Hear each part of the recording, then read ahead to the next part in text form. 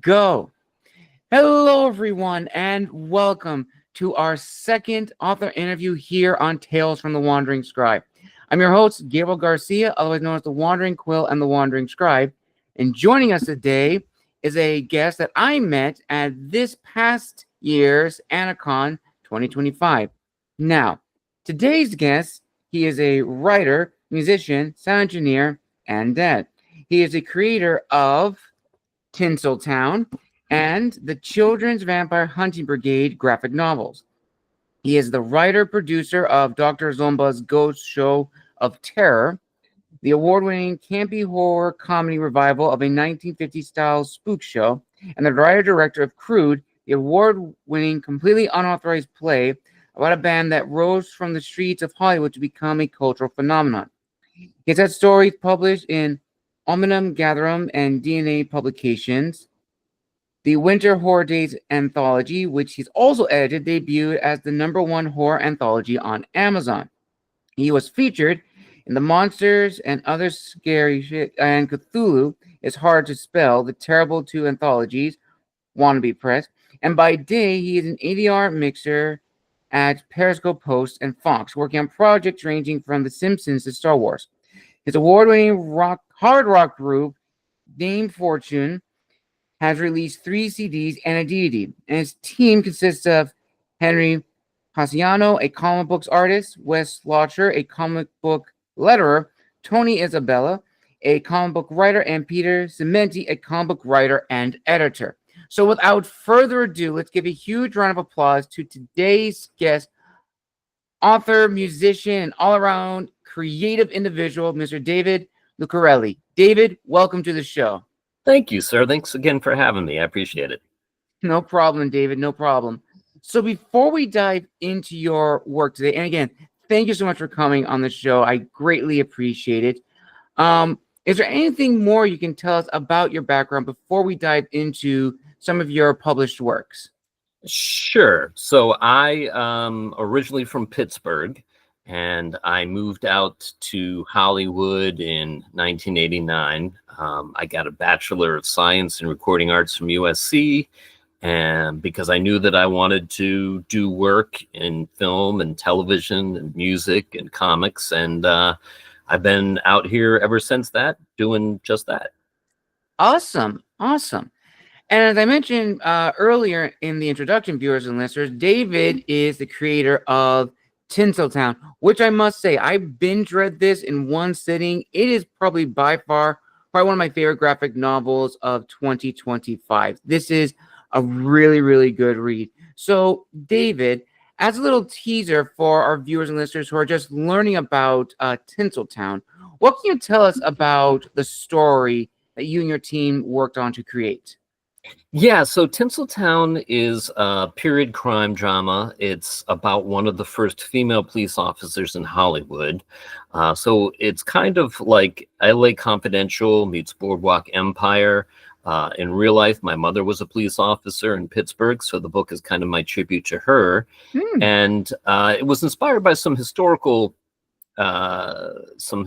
facts as well. 1915 Universal Studios was kind of a proto-feminist organization in the sense that they had a female mayor, some of the first female police officers, but they also weren't above exploiting them, marching them in short skirts and parades and things like that. So it was an interesting dichotomy. And if you liked Tinseltown, and I'm glad that you did, there's a sequel to Tinseltown Losing the Light, which is also available. Nice. That's actually awesome, David. And I had a blast reading of viewers and listeners. It was such a really great story, the dynamics of all the characters. And again, it was a period of history that I knew nothing about. And when I actually met David at this past year's Anacon, and he was telling me the story as he just explained now, I was blown away by it. And I was just so amazed by how, because before David told me any of this, I thought this was purely just historical fiction of itself, of the time period, and the characters were just fictional. But no, they are based on real people, and one of the characters is in fact a real person, which I find super incredible. So, David, I am very curious. So, how did this passion for creating, whether it's music or writing comic books and graphic novels, how did that passion come about? I don't know. I think I came by it naturally. I remember the first time I was in school in second grade, and we were given the very first writing assignment to write a story, and other kids wrote a paragraph or whatever, and I started writing a multi-chapter epic, and I thought, this is great. And I find that I'm happiest and feel most content when I'm doing something creative, be it music or comics or working in film and TV, that kind of thing. Nice, incredible. Now, what would you consider your aha moment when you realize you want to take your passions for both music and writing and build careers off of them? Well, the way I sort of made the transition, I was out here in Hollywood playing in a band for about 10 years, trying to get signed, and we had some success. And at a certain point, I found myself with a wife and a child, and suddenly the prospect of getting signed to a record label and going on tour meant that I would miss watching my son grow up. And I didn't want to do that. And I was a lifelong fan of the comic book medium. I never stopped collecting comics. So I thought to myself, well, I don't want to die not having written any. And Right. About that time, I came across a story about these children vampire hunters in Glasgow, Scotland. That they went to the cemetery armed with steak knives and sticks looking for a vampire over several days. And the youngest one, I think, was 4 years old. And I had a young son at that time. And I started thinking to myself, well, what would motivate a 4-year-old to go looking for a vampire? Maybe he was trying to protect his baby sister. And then I thought to myself, what if they found what they were looking for? And that became the seed of the story, the Children's Vampire Hunting Brigade. Awesome. And that is another series that I do have, viewers and listeners. So be on the lookout for that review coming soon, as well as the review for Tinseltown. So moving forward, David. So when you began writing, the Children's Vampire Brigade, Tinseltown, and other stories that you've worked on in a lot of anthologies, I'm curious, whenever you work on a project, what are the goals you have for yourself as a creator, along with your team who helps you, as well as the promise you're making to your future readers? It varies project to project. My newest project, Dr. Zomba's Ghostly Tales, is a horror anthology, comic book anthology. And for that project specifically, I had a couple of goals, one of which is that I wanted to work with a bunch of different artists. I've been working with Henry Ponciano for about 13 years. He's the artist on The Brigade and Tinseltown, and he's fantastic. And I love working with him, and we have a great creative relationship. But I also wanted to branch out and work with a few other artists. So I thought doing an anthology where I wrote all the stories and reached out to other artists to do those stories, that could kind of expand the artists I'm working with. And then just something for myself too, with Ghostly Tales, I thought to myself, I want to up my game and do the lettering, and teach myself to be a letterer as well. So that was kind of a little side quest goal that I have for this project.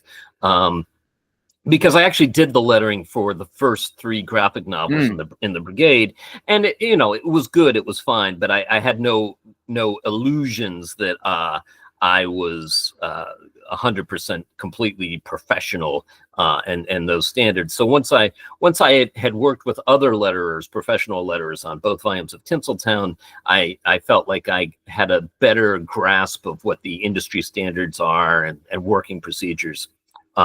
So now I'm going to be hopefully joining them. Awesome. Well, that's incredible, David. That's really great to hear. Now, when you began working on your first project going back early in your career, what Yeah. was sort of the reaction like from friends and family who learned that you were embarking on this new adventure? I think the reaction was pretty positive. I was one of the early adapters, I guess, relatively speaking, of Kickstarter. Mm, So, I originally I was shopping the brigade to other publishers, and while I didn't land another publisher immediately, I did get some positive feedback from some publishers. And I think one of the truisms about Hollywood is that nobody knows you can do anything until you've already done it before. right. And comics is definitely something that you learn by doing. Unlike maybe the book publishing industry, where to a certain degree self-publishing may be looked down upon, I think in the comics world, if other indie publishers see that you're capable of telling stories and those stories seem to resonate and find an audience, then that puts you in a better position in terms of looking for publishers after you've initially self-published your own stuff. Absolutely. And you do bring up a very good point, which, it's interesting when you do think of, self-publishing in the, the book world, novel world, for a long time it was seen as, lesser of as opposed to traditional publishing.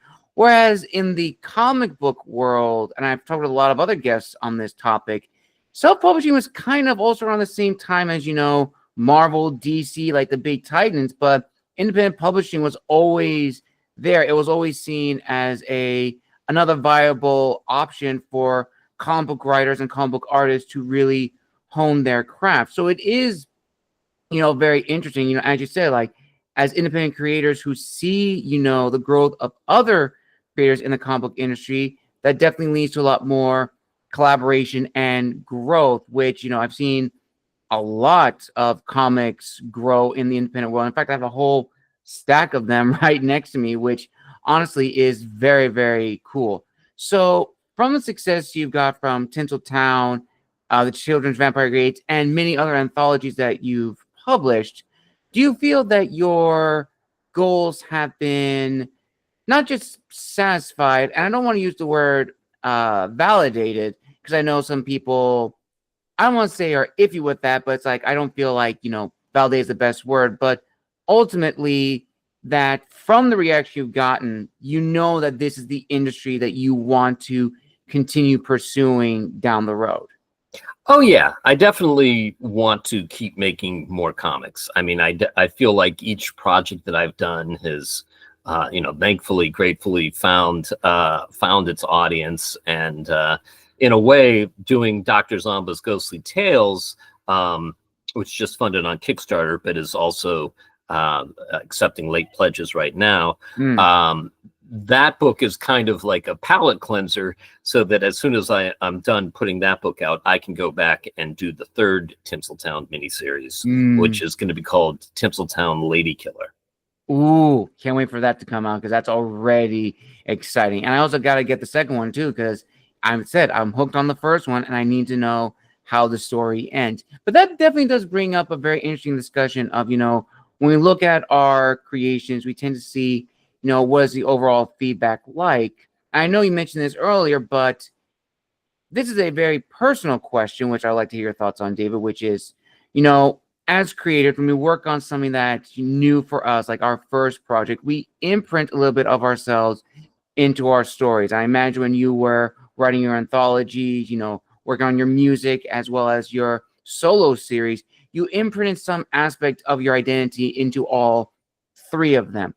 Sure. And when we do that, we do want to show people our individuality, but at the same time, especially now in the digital age, it's not a hit or miss, but it's a double-edged sword. Because on one side, we're able to reach out and meet like-minded individuals who are passionate about the same things.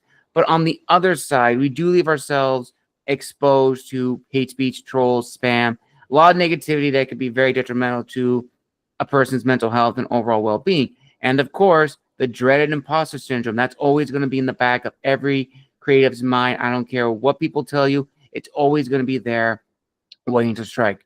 So ultimately, David, when you began working on the various projects that you have been a part of, you and your team, have you ever had those moments of either heightened anxiety or imposter syndrome? And if so, or if not, what has disciplined you to not only continue working on these projects, but to also sort of, in a way, inspire your team, whether that's your fellow musicians in your band or your team who has worked on various comics that you guys have done together to also continue going, saying like, hey, I know we're all having, very bad days. I completely understand, but, we are all in this together. Yeah, I think, whenever you do anything creative, there's always a certain amount of anxiety because you are sharing a piece of yourself with the world and you're kind of throwing it up on the flagpole and seeing who salutes. I did my first WonderCon 13 years ago, debuting the first issue of the Brigade. And, it's a little scary because there are... anything that you do creatively, you need a little bit of a thick skin. Some people are gonna relate to it, and it's gonna mean something to them on a profound level. And then there are going to be people that it doesn't resonate with at all, and there are going to be people that hate it. And you have to be okay with that. You have to realize on some level, well, maybe this isn't for everyone, and that's okay. There are people that hate Star Wars and hate the Beatles, and that's fine. Not everything is for everybody. I find sometimes I've done cons out in the middle of nowhere, where the idea of a female police officer by itself is borderline offensive, and they're like, oh, I'm not sure if that's a good idea. And and hey, that's fine. It's probably not meant for them. But I've also done cons with just me being the same guy selling the same stuff, where stuff is sold like gangbusters, and it's just a matter of finding your right audience, I think. Absolutely. And that discussion of finding your right audience is something they're going to be touching on in the business portion of the interview. But before we get to that segment, there was another question I did want to ask you. And this is a very, I want to say, a thought-provoking question because it has brought up a lot of discussion. So context for this question, David, is that I had a guest on the show. Her name is Jasmine Young. Okay. And she posted not too long ago on her socials that we are now in a golden age of independent creators, whether that's artistry, music, writing, what have you. And I've been asking my guests this question, here their thoughts on it. And some are varied in terms of, where they sit on this. Some believe that we are in a golden age. Some say that we are not in a golden age, so to speak. Some say that we're in a new age. And some say that we're not even in a new age at all, saying that, well, yes, there is an influx of new material. There's no passion behind it. There's no creative drive. So for you, David, in your opinion, do you believe that we are in a new age of creation or not so much?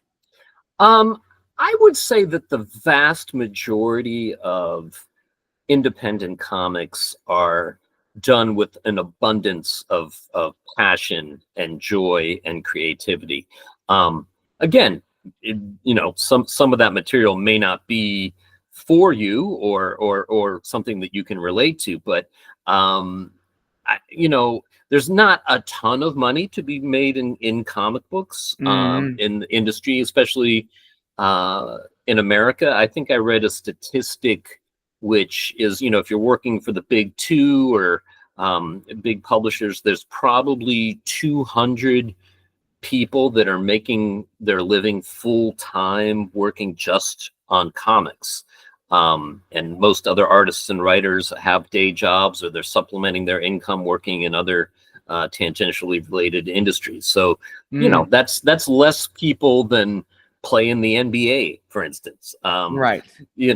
But at that same time, much like with the music industry and what I think is starting to happen more and more with the film industry, there is a democratization of the tools. It is now much more easier because of the internet and because of things like Kickstarter, to Yes.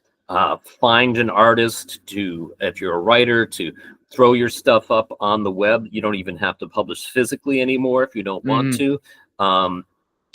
So on that has its pluses and minuses. On one level, there's so much material coming out. Sometimes it can be difficult to separate the wheat from the chaff, and that might make it harder to earn a living doing comics or music. But at the same time, versus when your options were largely limited to, oh, I want to work for DC doing superheroes, or I want to work for Marvel doing superheroes, suddenly there's a whole wide range of genres that have their fans, and you can tap into those audiences. So in that sense, I think it really is a golden age. That's fair. That's very fair, David. And, from what you've said, that now segues perfectly into the business portion of the interview, which honestly is probably one of my favorites to talk about, because I feel the business portion of being either indie author or independent comics writer or artist really doesn't get a lot of discussion. So as a little icebreaker, let's talk about, understanding one's audience, as you mentioned before. And you're absolutely right. When we create something, 9 times out of 10, it's not going to resonate with, the large number of people, but it is going to, attract the small group of people who are interested, or at the very least, open-minded to the idea of what you have created. Now, when you began this journey of yours, did you have a good idea of who your audience was?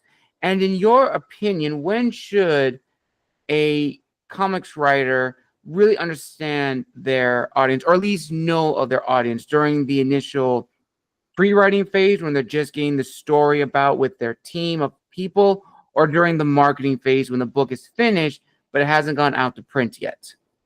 Yeah, I think you can't second guess trying to figure out what people want before you think about what you want to create. I think you have to assume that if the story that you want to tell is compelling and interesting to yourself, that there are other like-minded people out there that will find it and will feel similarly. Like, for instance, WonderCon draws 40, 60,000 people every year. You don't need all 40,000 or 60,000 people to have a successful convention where you more than make the table. You probably, depending on what you have for sale, might need 40 or 50 people. And, I think the best way that you can tell that your stuff is resonating is that when you do conventions like that year after year, the same people come up to the table from the previous years and they go, hey, man, I really loved that book. What do you got for me this year? And I think that's a sure sign that what you're doing is meaningful and resonating with people. And then from that, it's just a matter of trial and error. You start to develop your short elevator pitch, your medium, your long, and you figure out what works, what grabs people's attention. And from there, sometimes you might feel a little bit like a used car salesman, but it's all for a good cause. That is very true. That is very, very true. And that kind of leads into the next one. The people, as you mentioned, you may only need like 40, 50 people who come to your booth. And it's those 40 and 50 people who are going to keep coming back, year after year, wondering, when's the next book coming out? When's the next so-and-so coming out? That leads to the discussion of the readership, the individual people who are going to check out your story. And I definitely think the readership is often overlooked because, as I'm sure you've probably been told or have researched, David, the audience is the number one thing to market towards. But within the audience, it's the individual people who are going to read one story. And of course, within the readership, you have the 4 major categories, which I don't know if it's the same in the comic book world as it is to the publishing world. But you have middle grade comics, young adult comics, new adult comics, and of course, adult or general fiction comics, with their own set of rules and expectations for the writers and the artists to work on. Now, when you began working on Tinseltown and the Children's Vampire Brigade and many more, including your upcoming one, do you feel that you knew already the readership of these comics, or did it kind of grow over time during the drafting phases? That did it start out as one, but upon completion you realize, oh no, this would fit better in this group, this age group? Yeah, I mean, it's hard to say because just speaking from the experience of doing a convention, there have been times where I've seen people walk by the booth where, you know, they're wearing a horror vampire t-shirt or something, and I'm like, well, that's my audience. That's the guy that's going to buy the book. And, you know, they walk right by and I can barely get their attention, and when I do, they're not interested, versus some, you know, completely normal looking mainstream person in a nondescript shirt may come up and be like, this is exactly what I want, and I don't even have to try and sell it to them. So, you know, I think you can't judge a book by its cover. You can't really anticipate who your audience is going to be. But I also think that while on the surface The Brigade and Tinseltown seem like very different books, kind of underneath the hood, they're both books that are about people that are trying to find their place in a world that is hostile or at best indifferent to their existence. And so I think that's a very relatable part of the human condition. And, you know, people that have felt that way in their lives, that they're searching for their tribe or their family. That's definitely an aspect of both books that they seem to be able to relate to. Absolutely, 100%. And I definitely think, especially now in this new age of creation, you know, networking is especially huge. It's like as if you're not networking, you're going to be left in the gutter. So I'm very curious, David, when you began creating the ideas for these, you know, comics and the many other works that you've submitted to numerous anthologies, how do you go about, you know, networking and getting your team of people to really help you get your vision across? And in your opinion, how important is it for independent creators in today's atmosphere and environment to really network and grow their team?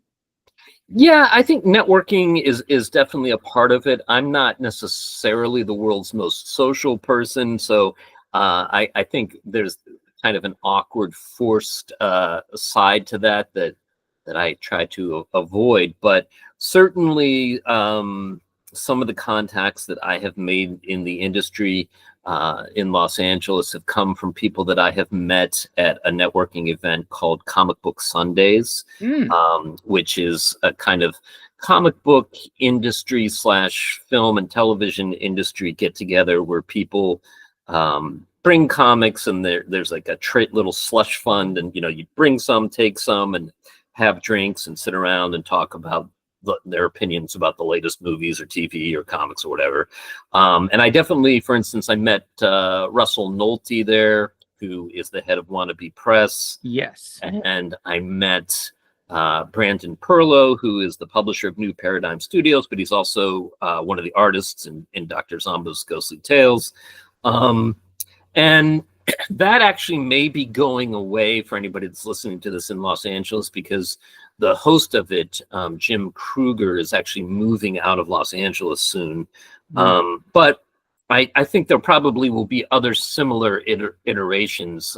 Fan-based press, Barbara Dillon has done, and her husband have both done a lot to foster the local Los Angeles comic community, and they do get-togethers in the back of their house and whatnot. And certainly, I've made contacts there that have led to me doing podcasts and interviews to help promote the Kickstarters and things like that. And I think most independent creators, it's a very small community. So if they don't all know each other, they probably know somebody that knows that person. And everybody that I can think of, for the most part, obviously not everybody loves everybody. There's always going to be some drama, but for the most part, everybody is very friendly and very willing to help new creators if they have questions about the whole process of making comics. Absolutely. And are there any people you want to give a personal shout out to who have helped you along the way in this industry? Well, definitely Peter Samedi at Alterna Comics, because he took a chance on Tinseltown. I sent it out to a whole bunch of publishers and whatnot, and he was the one that said, yes, I want to do this. And he really stood by the book and helped develop it and helped it find its audience. So I'm very grateful to him for taking that chance. It's interesting, myself, we're in a very polarized world today, right? Right. And politics enters into creative mediums and stuff like that. And I've never made it a secret that I'm a liberal Democrat and that I consider Tinseltown to be a feminist book. But on the flip side of that, I've also enjoyed creative works by creators that I know are extremely conservative, whose political views I wouldn't agree with, but my world has been enriched by their creative works. And Tinseltown has found an audience of some conservatives as well. And I think it's because on some level, Officer Abigail Moore and Tennessee Dan, her significant other, are kind of each other's rock, and they are kind of a conservative, what's the word? They are a conservative rock in the sort of decadent world of Hollywood in which they find themselves in. And so, I think feminists can relate to the book on one level, and I think conservatives can relate to it on that level too. Absolutely, 100%, David. And the characters again in Tinseltown are very well written. The story is so good, and does touch on a lot of serious and mature themes in that book at the time in 1915. But you're right, it definitely does relate to a lot of people. A lot of people will definitely find enjoyment in this book, from all walks of life, which I think is really, really important and really amazing. Which only boils down to how you've been able to showcase your individuality through your storytelling, but also balancing, the genre that you want to write in, which I think that is important to talk about itself, because that is a very delicate balancing act, these two scales. Because for all creators, whether you're independent or traditional, you want to make something new that's inviting and engaging. But you don't want it to be entirely new that would subvert a reader's expectations to where they would completely disregard it or be completely lost. But Sure. You also don't want to make something that's already been done numerous times over to where the reader automatically knows what's going to happen without even picking up the book. Right.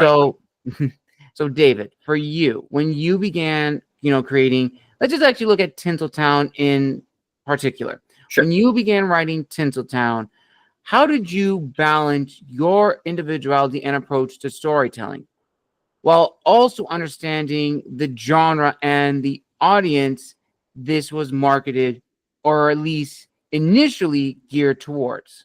Right. Well, I think whenever you're writing crime drama, the word, and period crime drama, the word noir comes up. And sometimes Yes. people ask me, is Tinseltown noir? And I say, well, it has noir elements to it.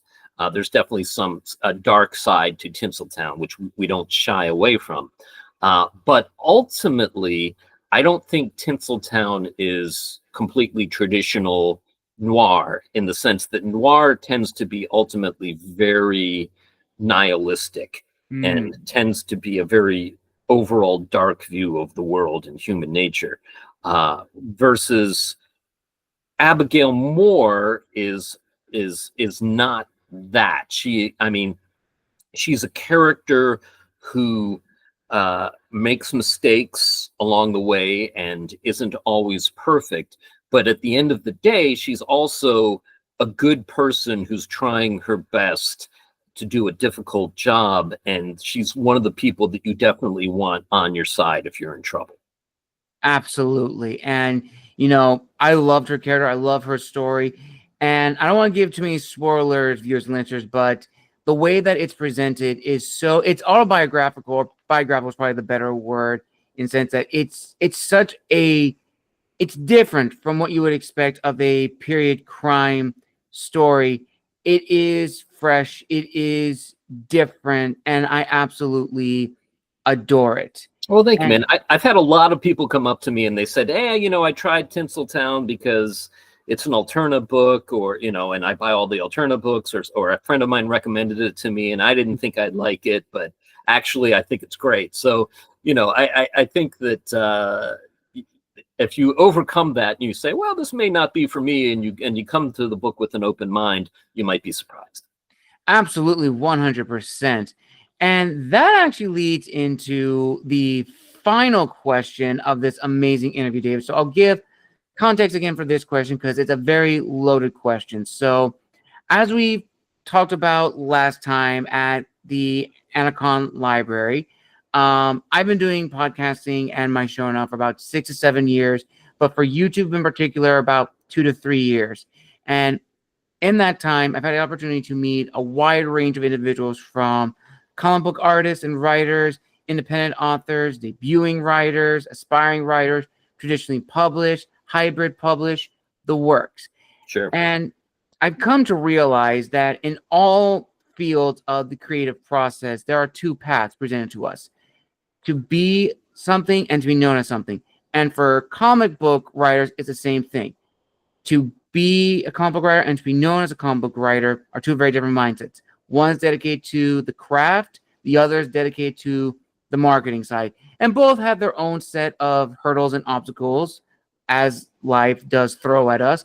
But in this industry, as I'm sure you have been told when you got started and are probably sharing your insight with others who want to get into this industry, it's not a get rich quick money scheme. It's a lot of hard work, dedication. It is a very, very, powerful grind. And the hard truth of the matter is there is no guarantee your debut anything is going to be the start of your legacy. That is the sad, unfortunate truth.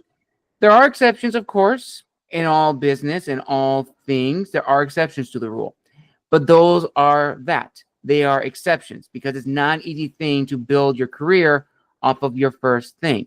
Because again, generally speaking, it's going to be at least maybe 10, 15 years until your first something or another project is going to really hit it off.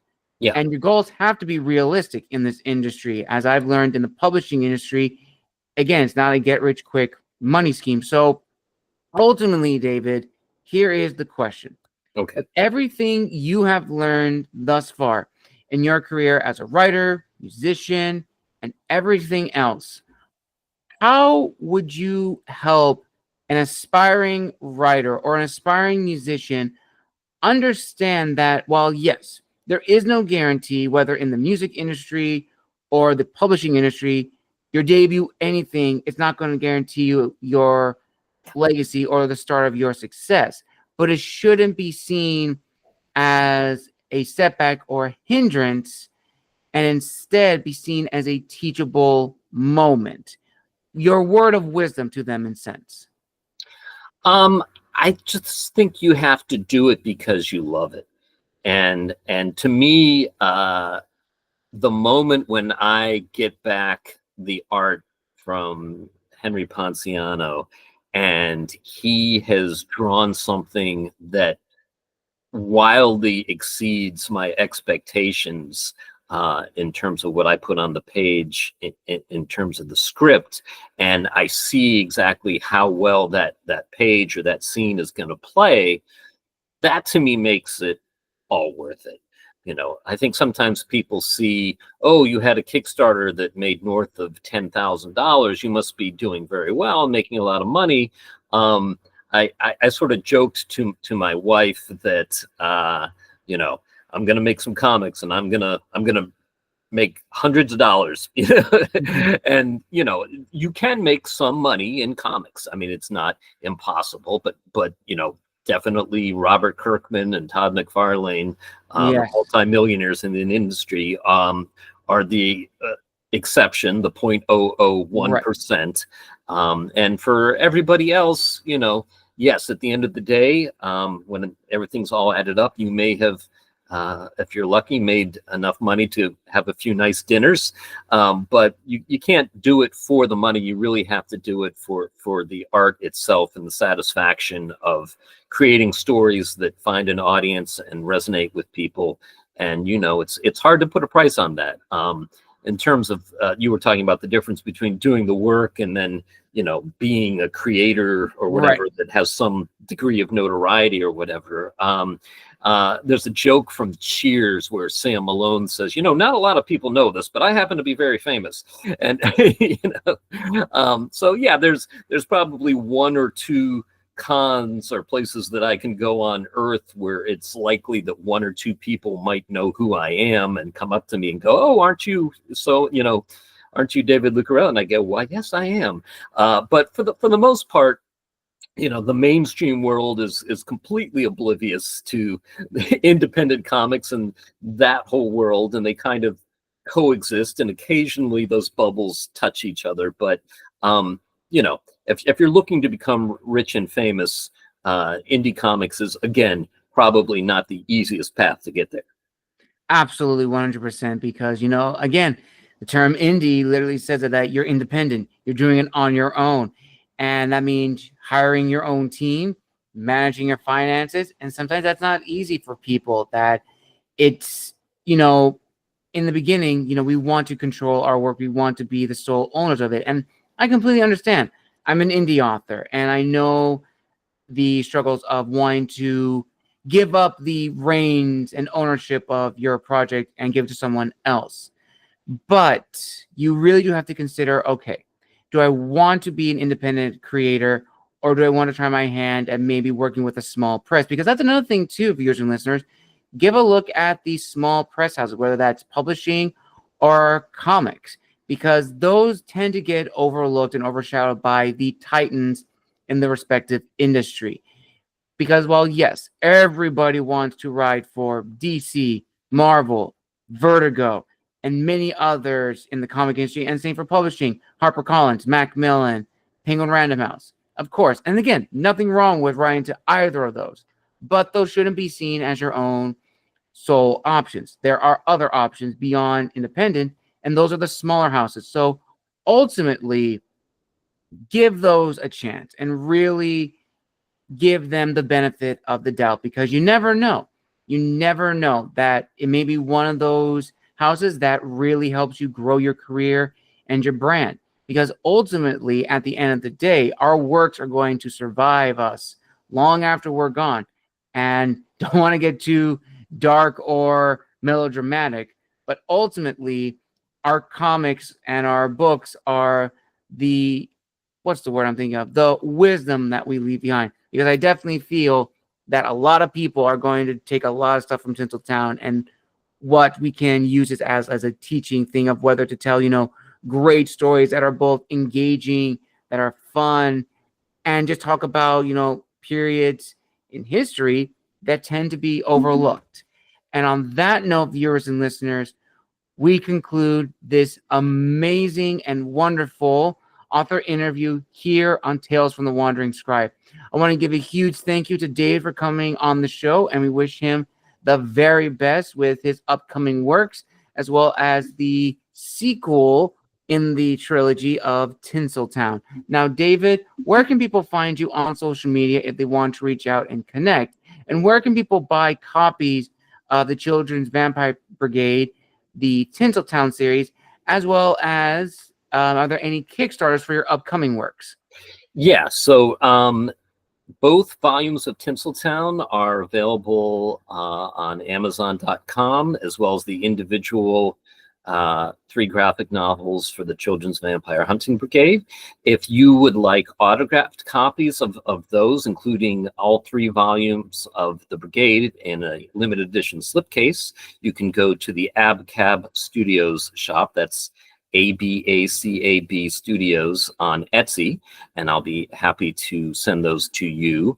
And then my latest project, Dr. Zomba's Ghostly Tales, the Kickstarter is over, but we are accepting late backers, and you can actually get Tinseltown and the Brigade through that Kickstarter as well.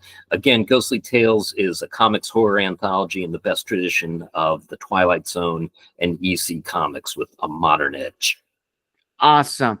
I'll link all that down below in the description of this video. And oh yes, David, where can people find you on social media if they want to reach out? Yeah, I'm mostly on Facebook at David Blake Lucarelli, also on Twitter at David Lucarelli. Awesome. I'll provide all those down below in the description of this video to make sure all of you follow David and stay up to date with all of his upcoming works, as well as if he's going to be at any cons later this year. And as always, viewers and listeners, again, thank you so much for joining us for another amazing interview here on the show. Again, a huge thank you to Dave for coming on the show, making his official debut. We wish him the very best going forward for the rest of the year. And as always, viewers and listeners, make sure to like, comment, and subscribe down below. And until next time, there's the Wandering Scribe and the Wandering Quill signing out, wishing you all a wonderful day wherever you are in the world. And until next time, we'll see you then.